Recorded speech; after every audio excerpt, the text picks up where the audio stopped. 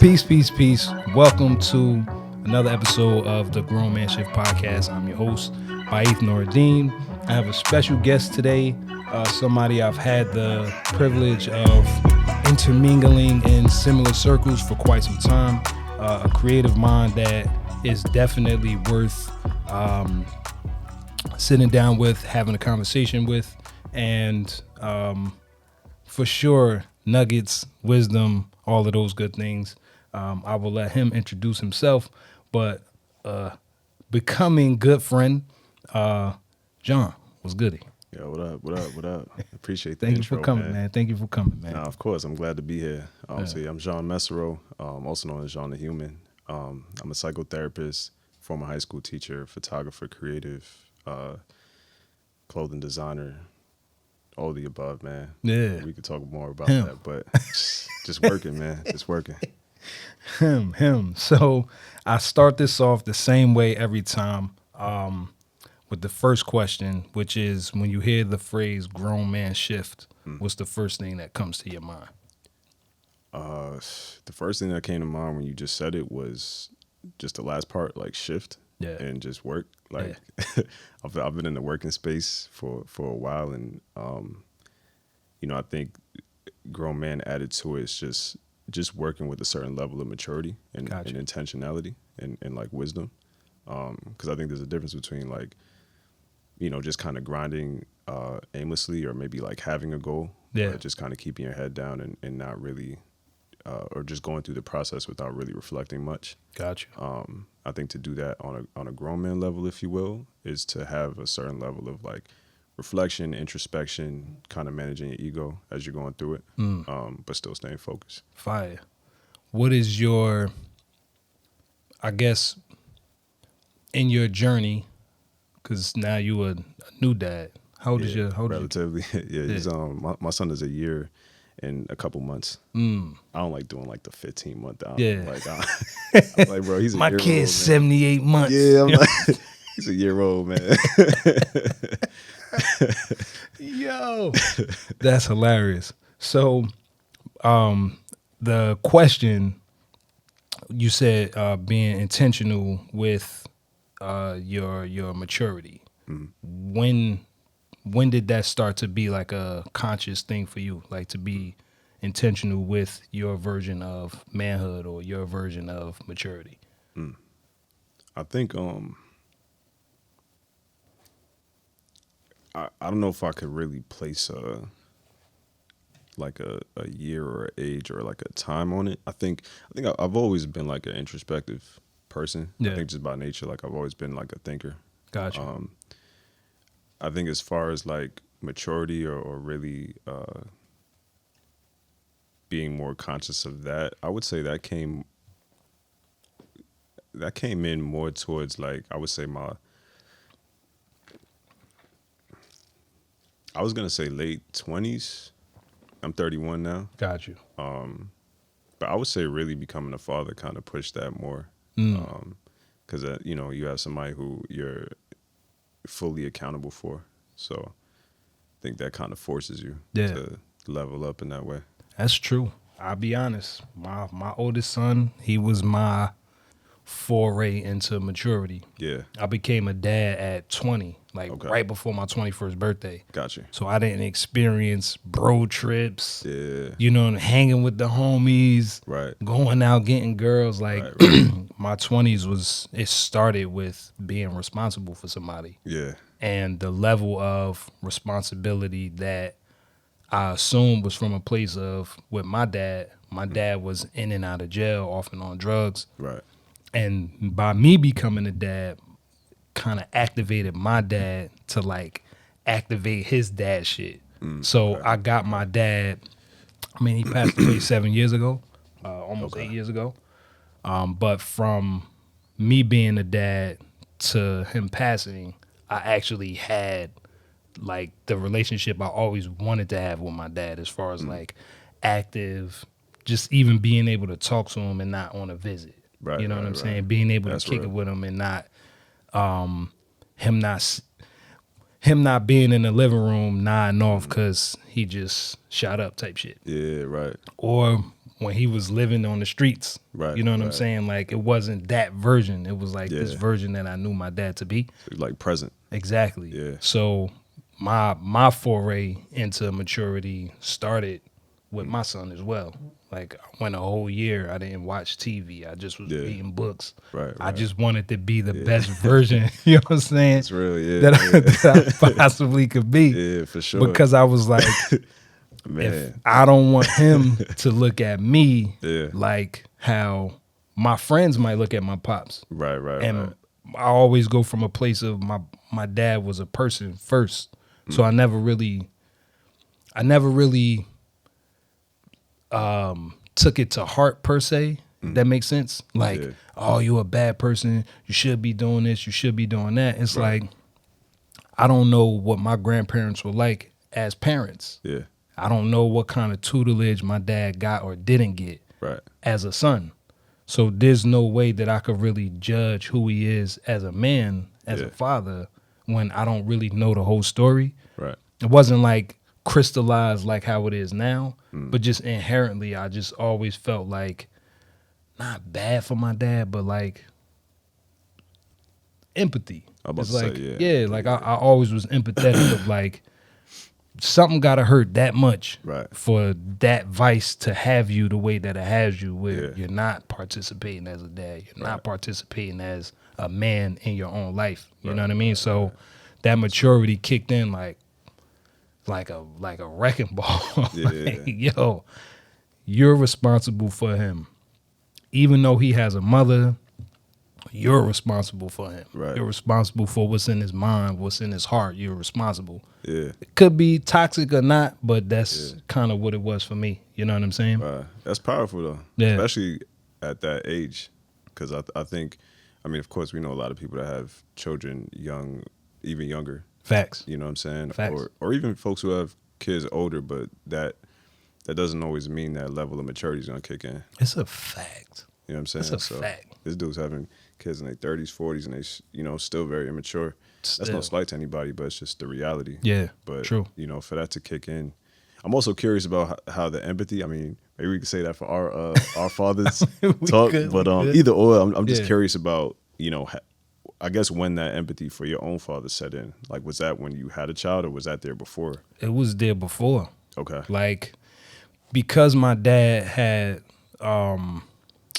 was battling addiction, you getting cracked on all the time. So in defense of my dad, I would point out the fact that, nigga, your father could be like this too. Yeah, right. Not knowing that, even though it came from a place of like shame or shame. Yeah. Like I'm ashamed that my dad is out here doing this, right. but I'm also proud of having a dad that I could call. Yeah. A dad that's not whooping on my mother. A dad that when he is around and present, my dad was that nigga. Like, you know what I'm saying? Knew karate, super smart. Yeah.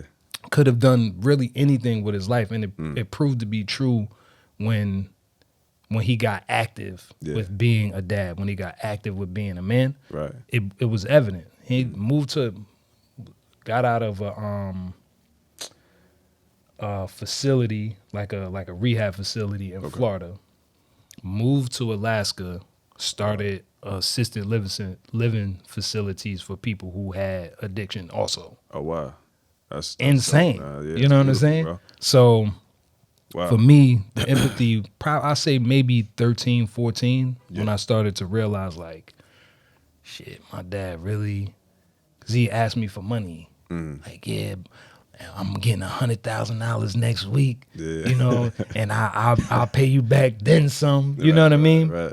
And I'm like, man, my dad about to be rich. Yeah. This before I knew, like, nigga was selling me dreams. Right. You know what I'm saying? Like, he's selling me dreams, but he's my dad. I don't know he's selling me dreams because he's my dad. You know what I'm saying? But that empathy was like kind of always baked in the cake. Yeah. You know what I mean? Growing up Islam until like maybe 10, and then having some Buddhism in there, some Jehovah's Witness in there in between, and then becoming Christian at like 12, 13. Okay. The baseline was always like forgiveness. The baseline was always, Your parents taught you that? Like the religious aspect of it? Or like where'd you pick up like Islam and... Yeah, because my dad taught himself how to read and write Arabic. Got you. Like, who does this? Yeah, that's genius, man. You know what I mean? Yeah. Like, studying the body to help him better as a martial artist. He was a 3rd-degree black belt. So it's like there were certain things that I forget where I heard the term, but more is caught than taught. Yeah. As far as like being a kid. Right. Even though your parents tell you the things they tell you, they emulate what you ultimately do. For sure. Another one of my guys said, if you want to see yourself, look in the mirror. If you want to see who you are, look at your kids. Yeah. And I was like, damn, crazy. Right. Because when I look at who I am and I look at my parents, I look at the parts of me that consciously I know my creativity visually came from my dad. He was also a graffiti artist. Got you. My love of music came from my dad. He was a left-handed bass guitar. Pops was talented, bro. He was the guy. Yeah. Like he was the guy. So that part of it always made me like, yo, well, shoot, my dad. Yeah. So my mom. So you know what I mean? Right, it never. I don't think it really became a choice until like my 20s. Okay. But before then, it was always kind of like baked in the cake of how I was raised. Gotcha. That makes sense. Yeah, that's. You know what I mean? Man, that's interesting, bro. What about you? Like, how did you become the version of who you are? Was it what you learned from your parents? Was it something you picked up from just being around and doing what you're doing? You said you was always an introspective person, so being a young kid, you locked in your room and reading Shakespeare and figuring out complex equations and shit. Like, what was it for you? Man, for me, it was, I think it was really just a combination of everything, man. So like I grew up an only child. Like I have 2 sisters. Okay. But we didn't grow up in the house together. Okay. Different fathers? Same father, different mothers. Oh, okay. And they're like a little older than me. So we grew up, to this day, I mean, we still have a relationship, but we just didn't grow up in the same household. Got you. And I grew up primarily with my mom because, my mother and my father, they split when I was, I want to say like 4 years old, something like that. So it was really, my dad was still present though. You know what I'm saying? Like we had a rocky relationship and things like that, but, he still was like an active father. Got you. But I spent most of my time with my mother. My mother also worked a lot. So I was, outside of like being in school and kind of just hanging out with like friends and playing the sports that I played growing up. When I was like actually home, it was, just me for the most part. So it just kind of forced me to think. And I think I've always been, I've always liked reading. As a kid, I liked certain games and things like that. But like I also knew to kind of not get too lost in that. Like I was still touching grass, you know what I'm saying? Like I still was able to kind of break away from that. Yeah. But I think just a multitude of experiences. Like my father is, he like converted to Christianity, like early on, I would say in my life. I don't know exactly when, but he's like really into like he's 100% like changed his whole life around. Really? Yeah. So he's real deep into that. So got you. That was a big influence. Still to this day, I mean, I read the Bible, you know what I'm saying? Yeah. Because I had to, essentially, but like it also, it became an interest to me. He always used to like make sure I would like pray and stuff like that. So that was just really heavy for me. Fire. So that also like to this day just has been like a huge guide for me, kept me out of a lot of, kinds of trouble, I would say, in situations. Yeah, tricks of the hood, man. Yeah, like Proverbs is like my favorite book. You know what I'm saying? Like, same. Just the wisdom is. I remember I read it. I might have been in like 7th or 8th grade, something like that, and I would just read it like repeatedly. Yeah. And it just made me sharp early on. And my pops, he used to like, he's Haitian. Never had any like formal education. Born and raised in Haiti. Very, very articulate dude.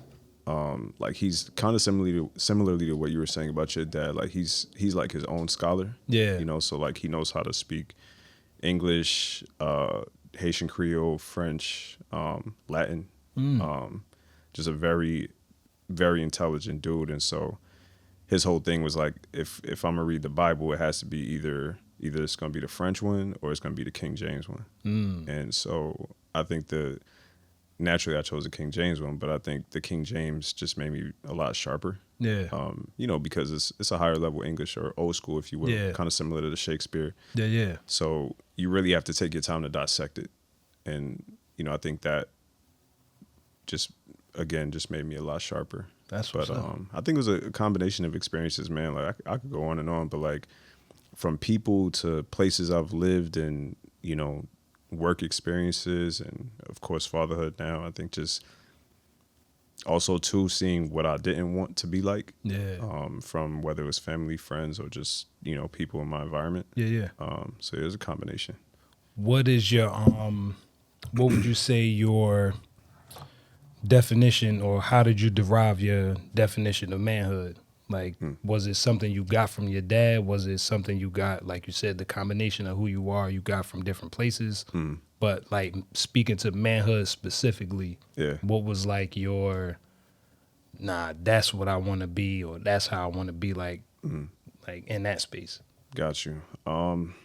To be honest, I don't think I ever really had a concept of what I wanted to be like. I think I knew what I didn't want it to be. Didn't want to be, excuse me. Yeah. And that really shaped like my concept of manhood. So like my father,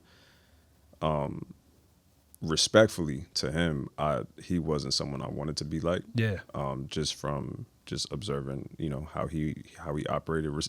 Again, he converted his life. He changed his life around. Sure. But even still, just certain things in his character, I just never wanted to emulate. Yeah. And then I've seen, different folks in my family who they showed me and told me what not to do. The character, like I'm just thinking of one of my uncles or a couple of my uncles, for example, and I have a cousin as well. I'm thinking of older cousin who, they're good dudes, but certain decisions that they made in their lives, that got them into like legal trouble or, things of that nature. I won't speak too much on, but showed me what not to do. Yeah. So I think for me, it was my concept of manhood was based on that, and also I would say just what I picked up from like reading the Bible.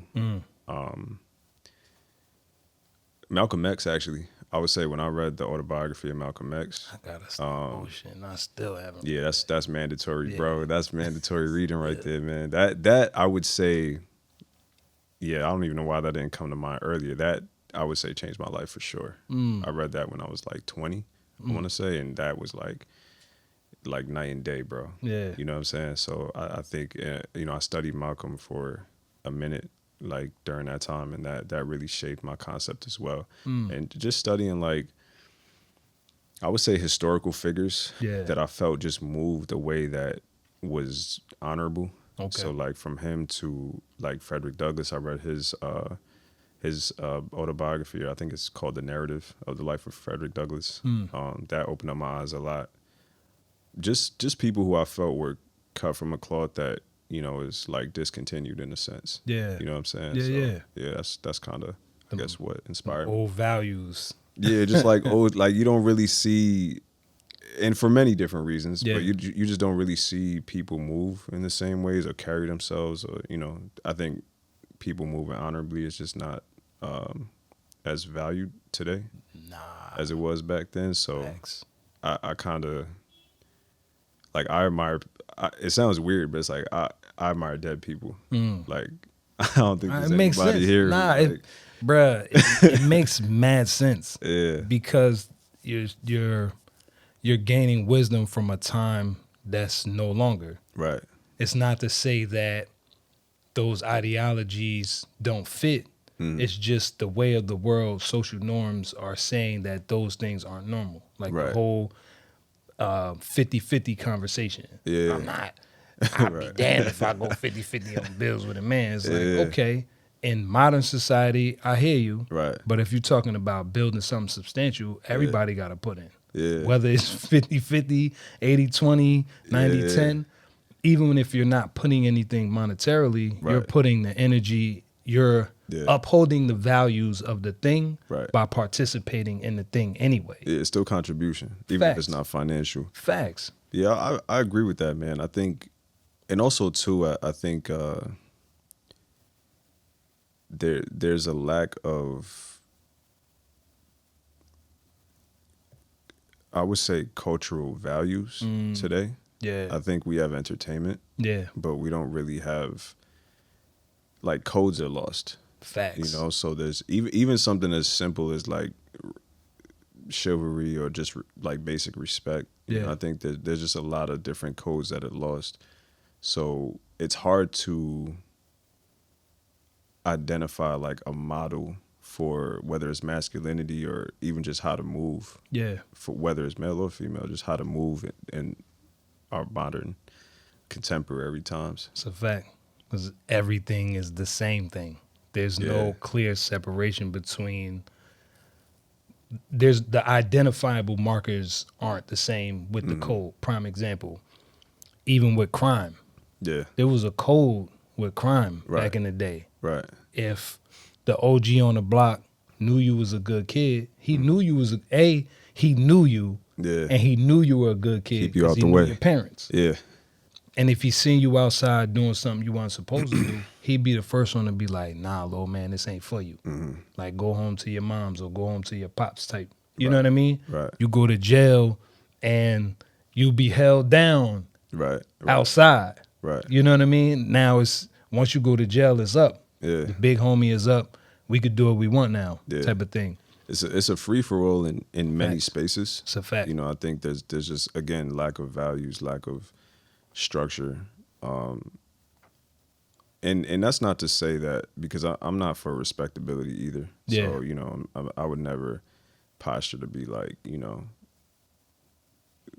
y'all need to be like more righteous and feel me, like wear your suit and tie, and you know, it's not that, but I just think that again, there's no compass really. So I think not everybody, but I think just generally speaking, the quote unquote culture, if you will, is just lacking certain like basics that I think used to like keep people grounded. Facts. Fundamentals. Yeah, exactly. Yeah. Exactly. Everybody want to be famous at all costs. I was thinking yesterday, clout is one hell of a drug. Yeah, that's a fact. To be seen doing something, to be in the mix. Yo. It's way more than actually doing the thing that you're in the mix for. Yeah, it's funny, man. Like I agree. It's funny. I was after the gathering yesterday, we went out to eat, and there was this couple. Well, I don't know if they were together or first date or whatever the case, but it was comical to me because I was like, the woman who was on the date, she, like, her hand was up here like 90% of the date. Damn. Like, for every moment, before the drinks came, when the drinks came, while the drinks were on the table, then the food comes. It's like it was a very small exchange of words between them, and they had to be there for like a good, I'd say maybe 45 minutes. Yeah. Very short conversation. The dude was visibly like uncomfortable. Yeah. You know, I think he didn't want to be there either. And eventually he ended up like being on his phone, texting or something. But it was just wild to me. I've never seen that before. Really? Like, I've never seen someone to that extent. Like I've seen people record their food and things of that nature. But I'm telling you, this shorty's hands up was like, it was like here, the majority of and I was surprised. I'm like, wow, like you are really invested in recording every moment of this. Insane. But it's scary. It is. You know, it's a scary time that we live in. It is. Especially considering, like, I'm 44. Yeah. So I remember the ushering in of technology. Right. But I also remember my grandmother having a Polaroid at every event. Yeah. Like when she passed away, my grandmother passed away in June. Just past June? Just past June. Oh, wow. Yeah. My condolences. I appreciate it. Wow, Thank you. That's recent. And, you know, going through her stuff, my dad's gone, So the torch is immediately passed to me because I'm the oldest. Yeah. My dad, is only me and my younger brother who came from my dad. Okay. I do have 2 older brothers, but we all got different dads. Yeah. But we all lived in the same house because we all got the same mother. Got you. I remember one time my dad was like, we had went to the just on some funny context shit. We had went to the doctor, and it's the first time I ever heard the term half brother. Okay. And the doctor was like, yeah, so your 2 older sons, the half brothers. Yeah. And we like, half brother? Why Right. half brother? Yeah. Like, Right. never heard the term Yeah. ever. And my dad said, yeah, we don't do halves, we don't do steps. Yeah. That's your full brother. Right. He said, which half of him is not your brother? Yeah. And it just never, like with my relationship with my daughter, she's not my biological daughter, but she's my daughter. Right. Been around since she was 2. So it's like, yeah, that's your daughter. you know what I mean? Like I don't do the half, but going back to my grandmother, I'm going through all of the photos. There's mad Polaroids. Right. Like from all kinds of events, all kinds of things. Yeah. But it never was like this obtrusive thing where every moment had to be captured. Yeah. Let me get you drinking your drink. Let me get you doing this. It was just part of our family thing, but it didn't take over. Like it didn't take over the event. Right. It wasn't about the camera. It was about, well, this is our first time going here. Let me capture this. This is our first time going there. Capture this. We's her first grandkids. Right. Our only son.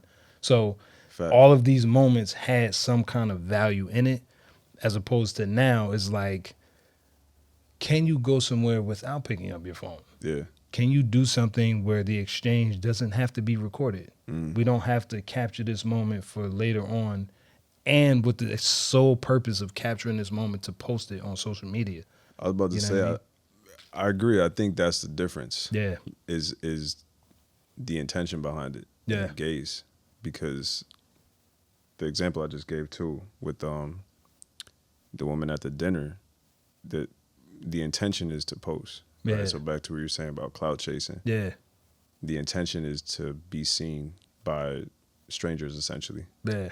Whereas in your grandmother's example, the intention is to document family moments, right? So Facts. it's the gaze, or who it's for, the audience is for your family. Facts. And I think because similarly, I had bless you, I had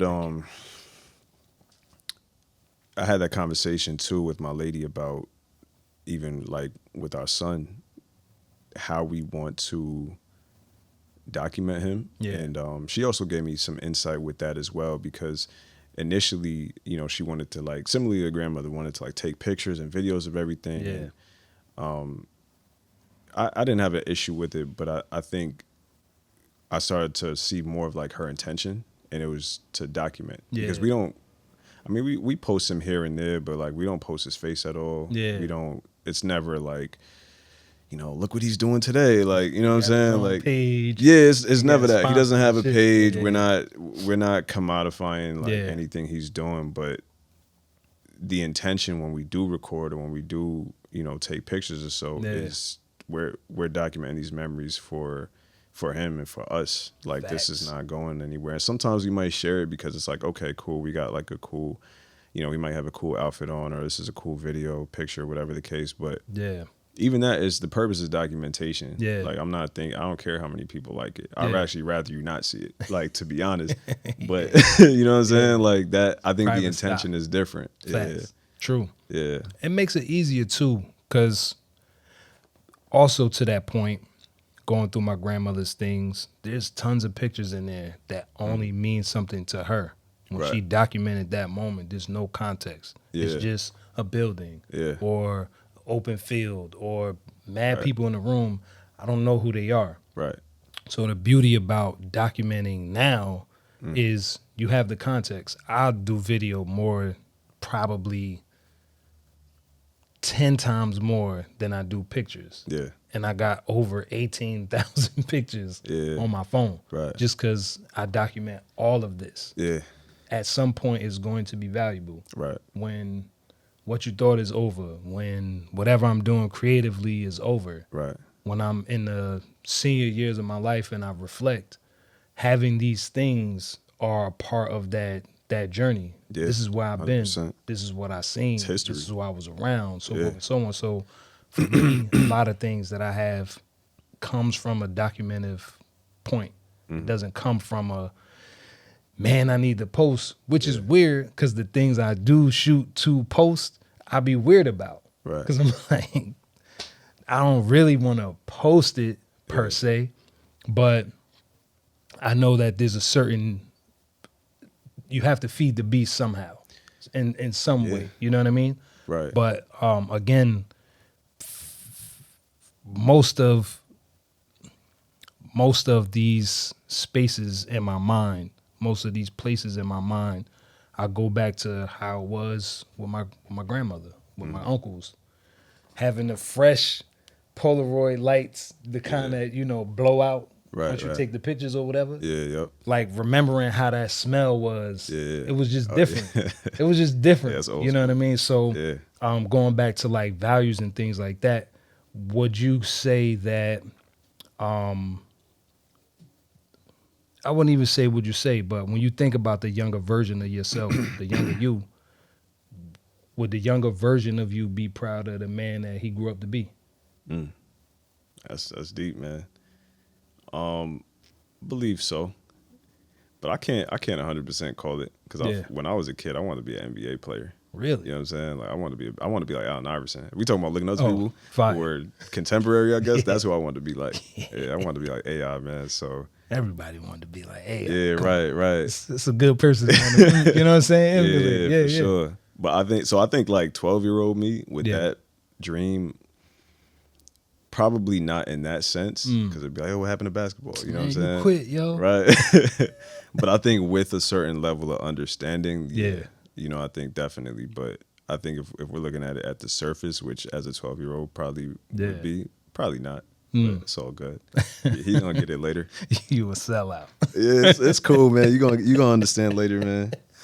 So human, what is the charge behind human? Honestly, I saw it. If we go all the way back, I saw human because I didn't originate like it's spelled like that, right? Like I'm sure we've all seen it, right? And I just seeing it spelled that way, it always was like intriguing to me. Yeah. I didn't really attach it to myself until I was in a space where I was exploring as a creative, right? Like photography and just kind of putting myself in that space. And I was like, how do I want to, because I was doing photography and I was a creative, but I also was a high school teacher at the time. Yeah. And so I was like, how do I want to, I guess, identify myself? And I kept coming up with like different ideas, but they just felt corny to me and kind of pretentious. Yeah. And I was like, I don't want to label myself like anything, you know what I'm saying? Or like create some kind of, I don't know, alter ego, if you will. And so I was like, yo, I'm just human, man, at the end of the day. You know what I'm saying? Yeah. So even that spelling, like I was like, I remembered it spelled that way, and just thinking of like the hue in it, and I'm like, just obviously being like a man of color. Yeah. But even deeper than that, like as I continue to process it, I was like, what makes us human besides like skin color? Yeah. And as someone who's I study mental health. I mean, now it's my profession, but thinking of emotions on like a color spectrum and how like what makes us all human, what makes us all relatable is the range of emotions that we feel. Like everybody has felt the same emotions, obviously at different levels and in different contexts, but like we all know what it's like to be angry, sad, joyful, calm, whatever the case. So that was really how I pieced it together. But I didn't make it like a brand, if you will, like put it on shirts and stuff like that until later. I would say maybe like a few years in. And the idea came to me to put it on clothes, but I like to go off of inspiration. Yeah. So if I don't really feel too, passionate about something or too like led to do something, I'm not gonna force myself to. So the clothing part just kind of came later as I just felt more inspired to do it. So inspiration, what inspired you to get into mental health or to get into therapy? Or as a therapist, what inspired you to become a therapist? What inspired me to become a therapist, I would say it started in my teaching career. Mm-hmm. So going through like my own internal battles as a teacher, just the stress of like teaching, it wasn't even like really my students, just the schools that I was teaching in at the time, and like the school systems just being what they are. Yeah. And being someone who wanted to see certain changes and just kind of fighting the political battle in that process. And then also being a creative and, just dealing with the emotions that come with creating and kind of finding your way on that path. And just like various, I would say, mental health challenges or experiences that I had personally pushed me to do my own research on mental health and understand it better. And then I went to a therapist at the time, and I benefited from the experience. And as I was doing research, there was one book that really stood out to me. It was it's called Standing in the Shadows by John Head. Okay. And it's a book on depression in Black men. And as I read it, I just I caught myself like underlining like everything. Like I was pulling my pen out like every 5 seconds, and I was like, wow, like a lot of this felt very relatable. And was speaking to experiences that I've had and experiences that I've observed in other people. And back to my teaching experience, I always was, excuse me, my students always gravitated towards me and like shared their experiences with me, even like without me asking. And I always just got the feedback that, I was a good listener, or like I gave good advice or good perspectives. Yeah. And so I just think over time, I kind of just pieced it all together between my experience personally, what I was reading and researching, and also how I was able to show it for other people. Yeah. And so that led me to like go back to school and explore it as a career. How was that journey? Like getting into it, going through the process, so forth and so on. How was the journey from experiencing it from the one end and then coming out on the other end with the degree in hand, so forth and so on? It was definitely a grind, because I was teaching still. Yeah. So I was still working, full time, lesson planning at night, grading and things like that. And, I go from class to class basically. You know what I'm saying? I'll teach my classes, then shoot over to, Columbia, take my classes over there. Yeah. Then I'm coming home on a late night. I'm still doing photography too. Yeah. You know what I'm saying? At the time I was doing a lot of like entertainment work. So, sometimes people hit you like, hey, we got, this person is going to be over here. Can you shoot this? Yeah. So I'm getting back home on a late night, and then I got to study and prepare for that. So it was just really a grind, man. It was hard. Like that first year was tough. Thankfully I was still able to get the grades I needed. But I took a year off, or was it? Yeah, 1 year. I took 1 year off. Like from school? Yeah, from school. Okay. Because I just had to like recalibrate, and I was like, and that was actually the same time I started my brand too. Yeah. The clothing. So it was just a lot moving at the time. Yeah. And I didn't want to like burn myself out too much. Yeah. So I took some time off. I had to like rethink if I really wanted to do it. Yeah. And thankfully, like I came back to it and just locked in. Yeah. And now we're here. That's what's up. What perspectives have you gained from your line of work now? Like, does it make you more empathetic?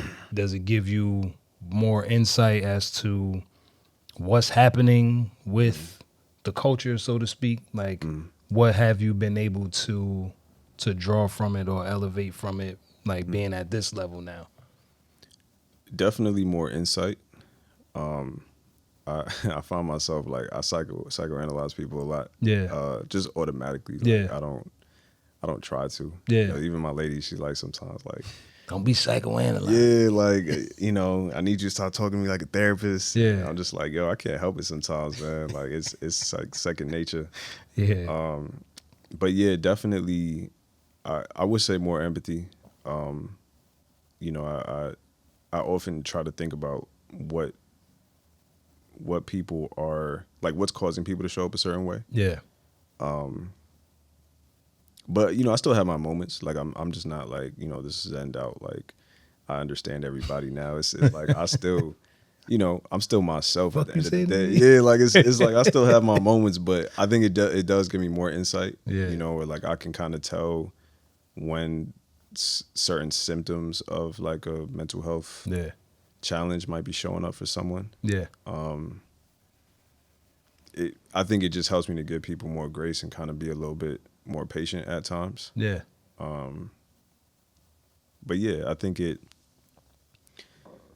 sometimes it's hard to differentiate. I will say that. Like to turn the therapist's mind off because it can come natural because you're really just you're talking to people. Facts. I mean, of course, it's like the clinical part of it, but like essentially, you know, you're just connecting with people. Yeah.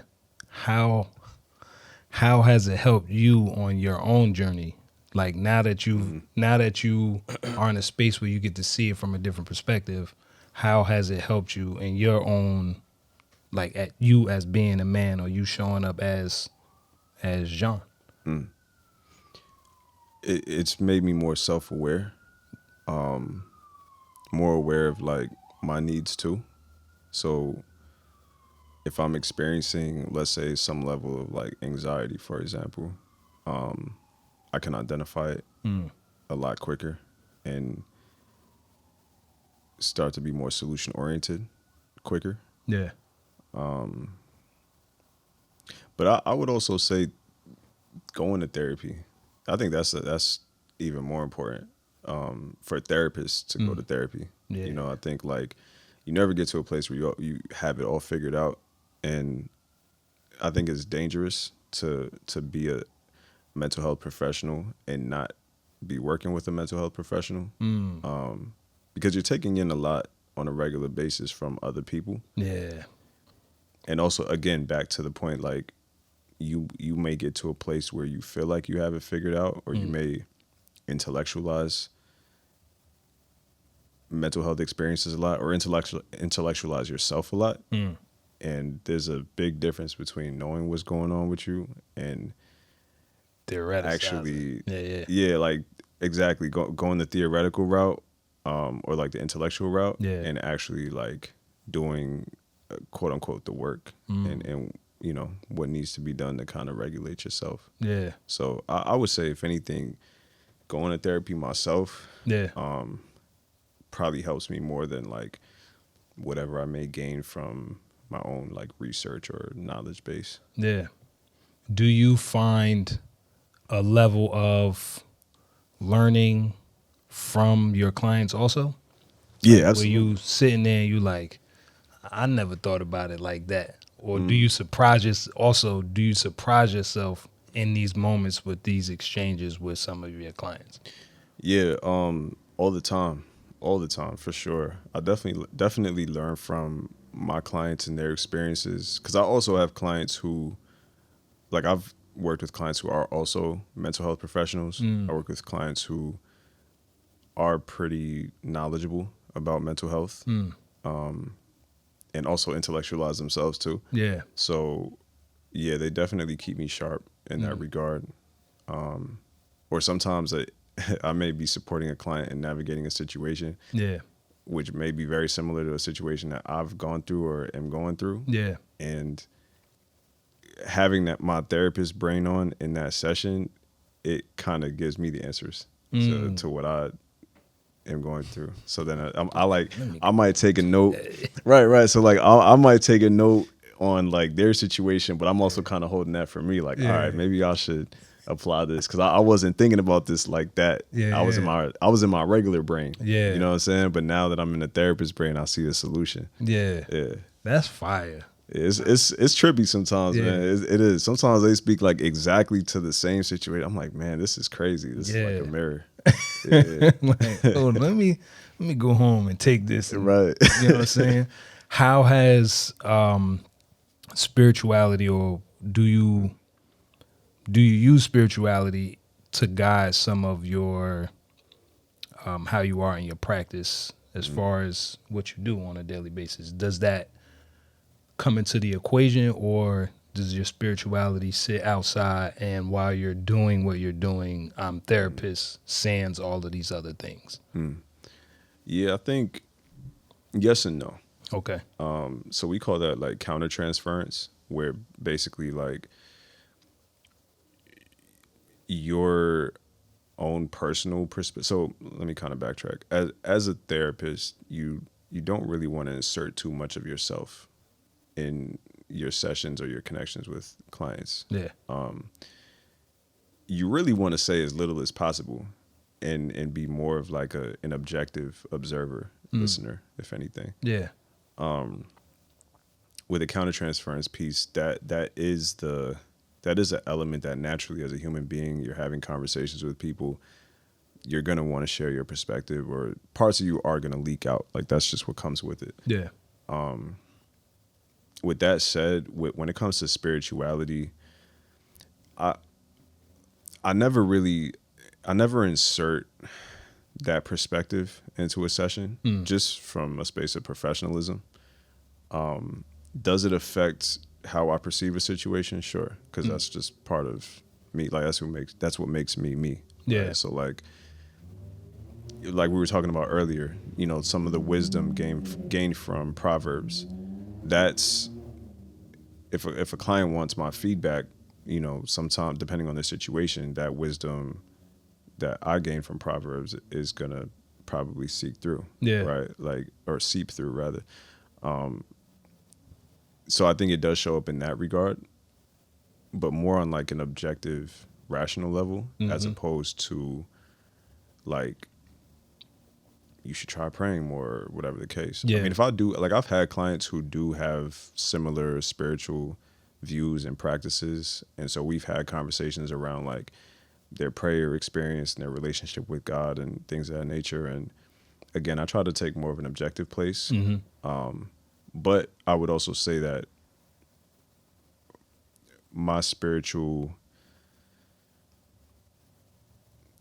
component of myself does help me when working with clients who also have an active spiritual life, if you will. Gotcha. Because then there's a relatability there. Got you. But I just try not to insert too much of myself. Understood. Yeah.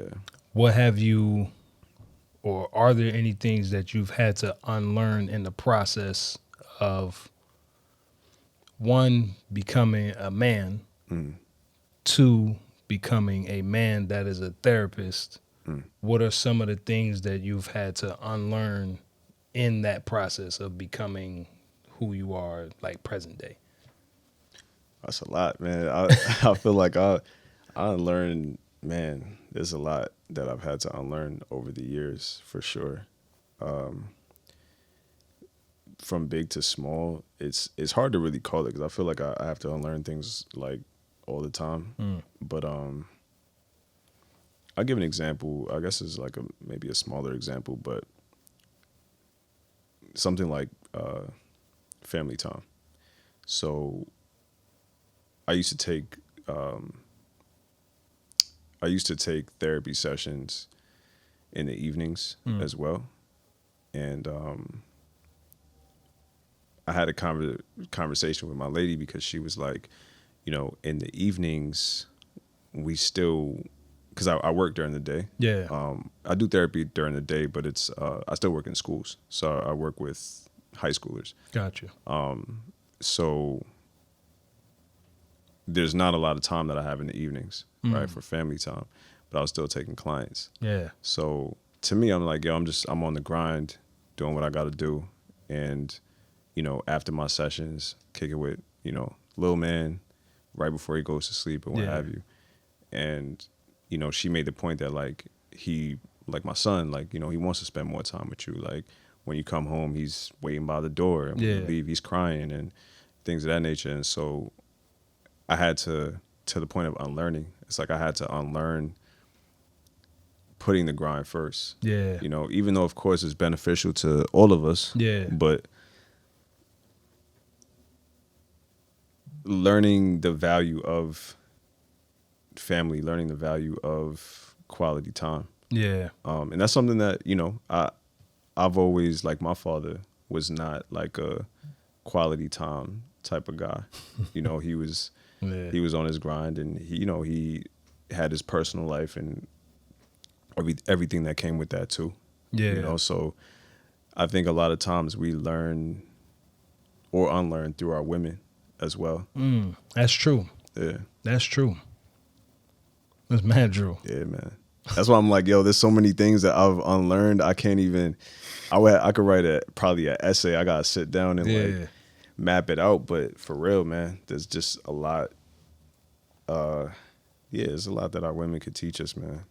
Nah, it's a fact, because they're not us, and they think from a completely different well of emotions, thoughts, experiences, so forth and so on. Like, for me, something as simple as birthdays. Right. I had to unlearn that. Like, I grew up, it's not to say that birthdays weren't important, but I grew up on the lower end of the poverty spectrum. Right. So it was like, with my grandparents, it was different because my grandparents were considered wealthy. Okay. My granddad worked for the city. My grandmother taught at Weekway. Right. They had dual income back in the 80s, 70s. So they was up. You know what I'm saying? They was up. Right. So when we came along, me and my younger brother, getting presents and getting new clothes all the time, like, it was just a different experience. Yeah. But it was duality. It was like during the week, we would live like a single mom raising 4 boys by herself. On the weekends, we would live like 2 only grandsons. Yeah. You know what I'm saying? Balling balling crazy. Right. So with my wife, she grew up with both parents, and birthdays were a big deal. Okay. It wasn't we don't have it. Yeah. Nah, we got it. Going to recitals and games and all of that. It was paramount in her house. Yeah. For me, it wasn't.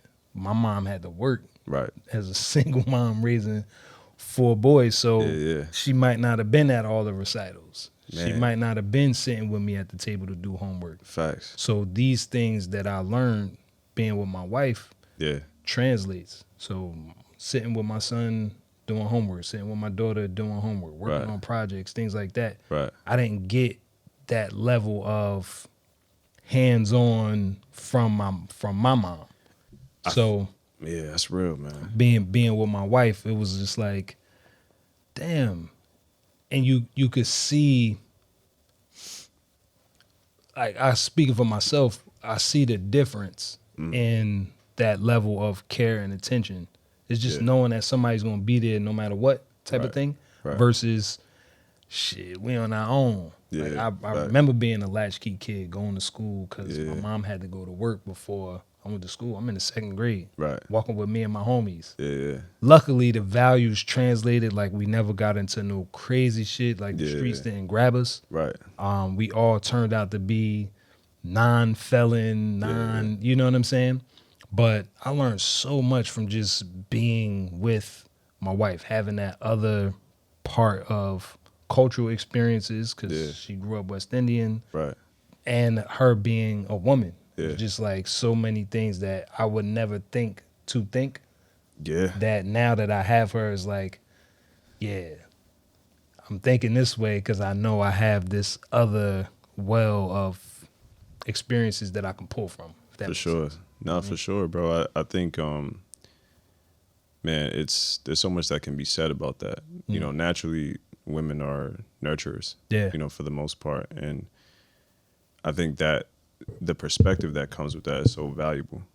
So even that point about like the day-to-day interactions, which again is something that I had to learn, because I was functioning from the space of like you said, like the recitals and all the bigger moments, or like birthdays and things like Yeah. that, I was like, yeah, I'm all in. Let's go hard. Yeah. But like that Monday through Friday Mm-hmm. schedule, like let me grind and do what I got to do, Yeah. and then I I'm fuck gonna still with be you on the present. weekend. Yeah, You know what I'm saying? But like let me grind and let me turn it on and off again, essentially rather. Facts. And that nurture part is like that's for them all around. Yeah. You know what I'm saying? Like Yeah. whether they got to work or not. So that's something that I had to learn, and I had to unlearn that thinking of like, okay, I'm gonna just do what I assume is like the quote unquote masculine role of like, Yeah. all right, you got to provide. Yeah.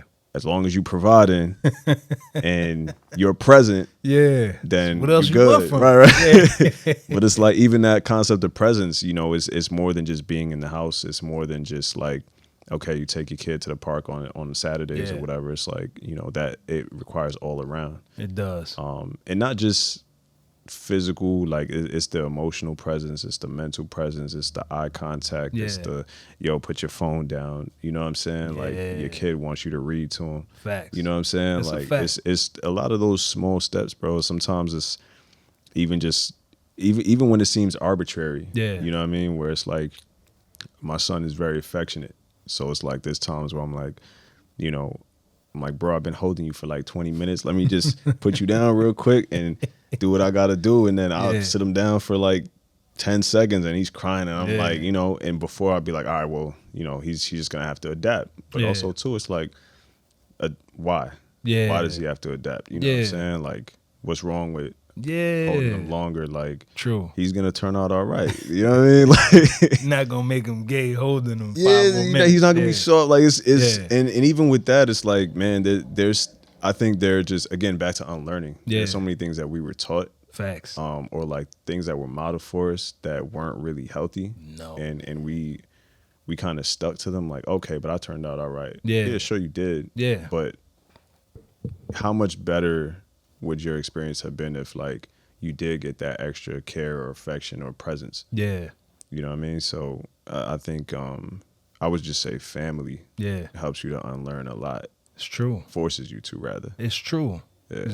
You realize you're not by yourself. Right. Exactly. Although I am responsible for myself, I am not by myself. Yeah. I'm also accountable to these other people who are experiencing me outside of me. I experience me from inside of me. I don't know how it feels to be sitting on the other side of the words I'm saying or the actions I'm doing or the thoughts that I'm thinking. I have no clue. Right. However, having these other people around me that I say I care about, that I invest time, energy, and effort into showing that I care about, well, how are you receiving me? Yeah. How are you taking my presence when I'm in a room? Right. Do you want to leave or do you want to stay and kick it? You know what I'm saying? That's valuable too, bro. Yeah, facts. So I think I forget where I heard that, man, but it's true. Like you have fathers who are present, but their presence is not really welcome because of however they might have shown up for their family in the past or whatever patterns they have. Mm-hmm. It's like, okay, cool, you know, you're here, you provide, but their families may actually have a better time without them being there. And it's sad, but it's just the reality. That's true. Yeah. That's true. I mean, shout to the men whose presence is appreciated, you know what I'm saying? Because we appreciate you. And I say that all the time, too, is like, people be like, but they grew up in a 2-parent household. Yeah. Just because you had 2 people in the house don't mean you had 2 present and available people in the house. And healthy. Facts. Like I said, growing up, I had a rocky relationship with my father. Yeah. And just keeping it real, bro, is like, I didn't like to be around him. Yeah. Like when my parents split, I was happy, bro. Straight up. Like I wasn't, some people go through like some kids, they'll have like a depression. Oh, I can't believe. Nah, I was happy, bro. I told my mother, I was like, yo, it's about time. Like I'm glad you left the situation. So and my father was never he was never physically abusive or anything like that, but it just was a toxic environment. Yeah. And even with co-parenting, their situation was still toxic and unhealthy, but it was better than a 2-parent household. Yeah. So to your point, I think a 2-parent household is ideal if it's a healthy one. True. But if it's not healthy, I think it kind of just does a disservice to everyone. Yeah, it do. Yeah. Kids be growing up feeling like, well, my dad did it. Yeah. Well, my mom was like that. Right. So I guess I'm supposed to be like that. Yeah. And you accept whatever and it kind of seemed situation. like it worked, quote unquote. Facts. They stayed together. I kid you not, man. That's in my journey, that's Yeah. probably one of the most paramount things that I had to unlearn. Okay. Time spent with somebody doesn't mean that it was quality. Yeah. It don't. The two don't even fit in the same category. Time spent versus time well spent. Yeah. So it's like, well, you know, our grandparents stayed together for 40 years, but they hated each other. Bro, You know what I'm and saying? grandpops had like 3 wives. You feel me? You know what I mean? Multiple households. Grandmas was pissed 90% of the time. Bruh. And then now we're supposed to model our values after toxic behavior. Yeah. Because when you think about your grandmother, you think about your grandfather, together. you like, hold up. But it's mad times that I could recollect being in an uncomfortable situation Facts. because they just didn't get along. And you know also, what I mean? too, a lot of that was out of necessity. Facts. Because, you know, we consider the times, it's like the resources that women had were, they had less resources. True. So a lot of times they stayed because of necessity. Yeah. It wasn't really out of love or, you know, it being a healthy relationship. True. Damn. Yeah, man. Damn. I mean, I don't want to belabor because I have tons of questions to ask, but is there anything that I didn't ask that you would like to impart? Like something I didn't bring up in this space of men, talking about men, empowering men, so forth and so on. Is there anything that you want to kind of put a bow on in this conversation? I like how you frame that too. I've just been like studying language more, and I appreciate when people like say things intentionally. I appreciate it.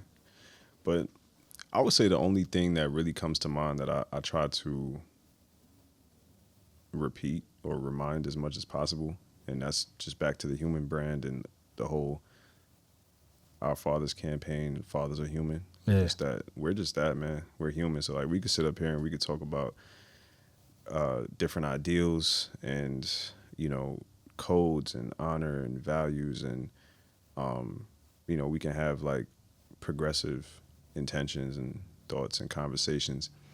But at the end of the day, people are just human, man. So I think just giving ourselves grace, giving other people grace, you know, and just always kind of keeping it at the forefront of our memory that people are multidimensional. They just have so many parts to them. So, you know, is some days you may be humble, some days you may be egotistical.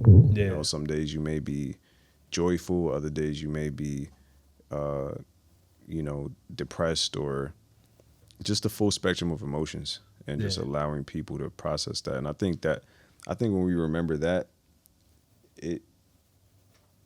I'm not going to say it erases judgment, but it makes it harder to judge. Yeah. And as we talk about like families and our grandparents and things of that nature, it's like they had contexts that influenced their actions more than we probably even realize today. Yeah. And so just giving them that grace too. Yeah. Yeah. That makes a lot of sense. For real. There you have it. You know what I'm saying? Gems. Ooh. I told you. You just never know. The quiet people always have a lot behind. We be thinking, man. For real. You know what I'm saying? It's not always the loud person in the room. It's not. I definitely appreciate you pulling up. For sure. Anytime. There will be a part 2 at some point in the future. Whenever. And yeah, this is the Grown Man Shift podcast. I'm Baith. That's Jean. If you want to get in touch, Grown Man Shit Podcast at gmail.com. Topics, things you want to discuss, things you want to hear discuss, guests that you might want to see on the pod to discuss whatever it is that we will discuss. But like, share, subscribe, all that good stuff. And until next time, peace.